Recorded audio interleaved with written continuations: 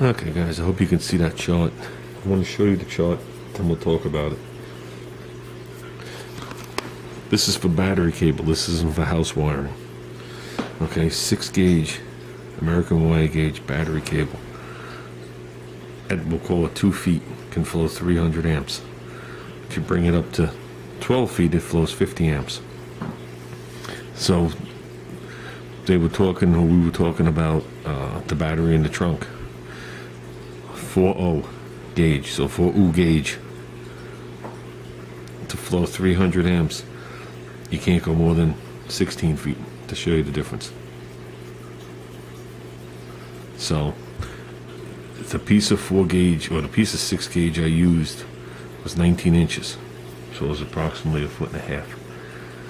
So according to this, it should flow 300 amps without a problem. That's why if you notice, the wire coming off my battery to the solenoid was much thinner than from my solenoid down to my starter, because the wire is, I think it's 12 inches, that particular wire, and I thought it was 4 gauge. So going by this, they don't even go down that low.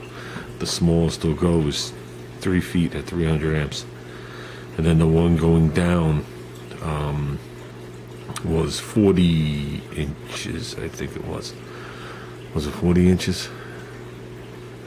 36 inches, whatever it is, but they got 5 feet at 300 amps. A modern day gear reduction starter will maybe pull 100 amps, if that. And this says at a 2% loss at working voltage, while maintaining a 2% or less loss. So that means if you go from one end of the wire to the other and you read the voltage drop, you'll have less than 2% loss. So, and that's constant working. So that means, you know, indefinite amount of time you're using it, not for the 20 seconds you use to start the car.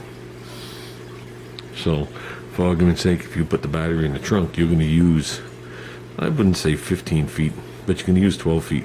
By the time you come off that battery, go down, and then come forward and then back up.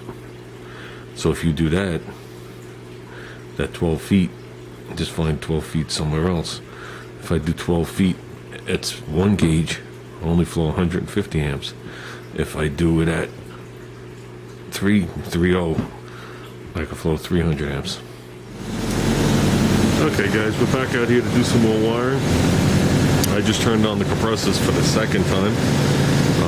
It's cool in here. I'll run them for, I don't know, about 45 seconds and turn them off. And let the little bit of warmth that's gained absorb in, and then I'll fire them up again. I think that saves the machines. That's 2 compressors going. So, yeah, we're working on the line lock wiring. And I went to get grommets. That's an oddball size hole, that's the problem. I found these, but I didn't buy them for this. These fit exactly the same. So I knew that would fit the firewall. So right now there's one in the firewall with a big hole in it. See? Just skin the outside and peel what you need out. Done. You don't even have to go all the way down to the bottom, because if you skin it real quick, it gets soft. You can even stick a pick in there when you're halfway done and just pull it out. I don't have too many of these, so we can't damage what we got. Okay, I know it might be a little dark in here. We need a new bulb for this one light, and the other ones are all off. In the camera, you might not see where it's done because it's all black, but from here to here, okay, shrink tube, the connection's done here. The next wire, I pull back further. I cut it shorter, so the repair will be below it. Okay, I do that for 2 reasons. One, if you put 2 repairs side by side, when you tape it, you'll have a big bulk. 2, okay, if you do 2 repairs side by side and one of the wires pokes through, which you could short out. So, without the plastic covering on the butt connector, it is much thinner. I have the one right here, the red one, ready to go to the other end. So it is much thinner. Okay, but still, you don't want to see it come like this, like a snake that just ate a mouse. So we'll do that and put the shrink tube on and start taping it. Okay. Well, you're good to go. They are staggered. Okay. We're going to probably go as far as here. I don't mind leaving the colored pigtails, as you can see. I do that on everything. I think that's much nicer.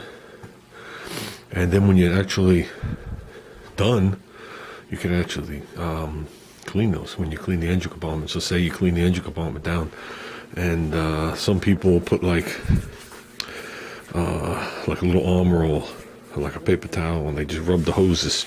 They don't spray it all over it. Okay, you can get all the wire ends the same way, and you only have to wipe them once at that point, and then you just keep wiping them off when you wipe your engine compartment down. Obviously, you don't do that to the ignition wires, the coil, or anything like that. On the on the wagon, I've done that to the fan blade for the last 15 years. Has not affected the paint one bit. So, either it'll be in the beginning of this video and you've already seen it, or at the end of this video talking about the wire. But I will say, I don't know if there was a little misunderstanding on what that wire actually was, what I was using it for. From the factory, there was a wire that went to the side of the block, and it went to the cross member, okay, because the mounts are made of rubber. Okay, the hole is still there in the cross member. That's what we're going to use. Instead, I brought it up front here, where I already have my negative going right to the battery. So my negative wire to the battery is approximately 2 feet. Okay, and then in that same location, I have the ground coming down. It's going to go to the cross member. The original ground on the car was only 8 gauge. Okay, I stepped it up to 6 gauge. In the chart, you'll see that a 6 gauge wire, battery cable wire, you got to be careful you don't use house electrical wiring. At 2.2 feet flows 300 amps. So think of it this way, guys. All my power to crank the car is coming through the cables, not that cable. It's coming right from the battery to the block, right from the battery through the solenoid to that heavy gauge wire to the starter. That's it. The wire that we're talking about at this point is just going to take the ground side, which is actually the live side, of the alternator, if you want to word it like that, to put it into the body. Okay, to ground the actual engine to the, well, it's actual cross member. They didn't have an additional, I looked, they didn't have an additional ground from the engine to the body. They relied on those 4 bolts. Now there's 2 bolts on either side for the cross member, then there's 2 studs sticking down, and what holds it there, it looks like a lug nut. It's actually tapered. So as you tighten it, the cross member locks into place like your wheel does, so it can't be off. Okay, it also can't move. You do have, things hooked to it. You have your low control arm hooked to it, so you don't want this thing sliding all over the place. Okay, am I going to run an additional copper line from there to the body? Probably. Okay, so we taped it from here to here, which is way farther than we need. But I'd like to have it fully taped under the dash too. It just makes it neater in the end. But I don't want to over tape it and have to skin it back too much. So then I just put little things to keep it together. And if you listen, let's be quiet now.